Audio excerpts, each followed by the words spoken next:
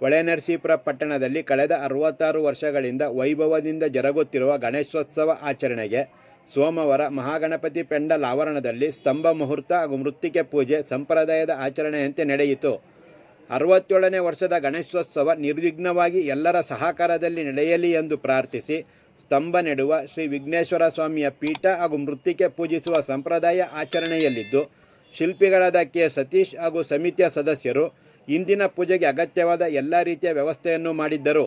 ಅರ್ಚಕ ರಮೇಶ್ ಐತಾಳ್ ಪೂಜಾ ಕೈಂಕರ್ಯ ನೆರವೇರಿಸಿದರು. ಮಹಾಮಂಗಳಾರತಿ ನಂತರ ತೀರ್ಥ ಪ್ರಸಾದ ವಿನಿಯೋಗ ಮಾಡಲಾಯಿತು.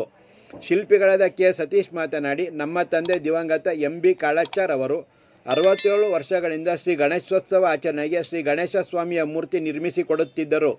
ಅವರ ಜೊತೆಗೆ ಮೂರ್ತಿ ನಿರ್ಮಾಣದಲ್ಲಿ ಸಹಕಾರ ನೀಡುತ್ತಾ ಅವರ ಮಾರ್ಗದರ್ಶನದಲ್ಲಿ ಕಳೆದ 50 ವರ್ಷಗಳಿಂದ ಶ್ರೀ ಗಣೇಶ ಸ್ವಾಮಿಯ ಮೂರ್ತಿ ನಿರ್ಮಿಸುತ್ತಿದ್ದೇನೆ ಎಂದರು.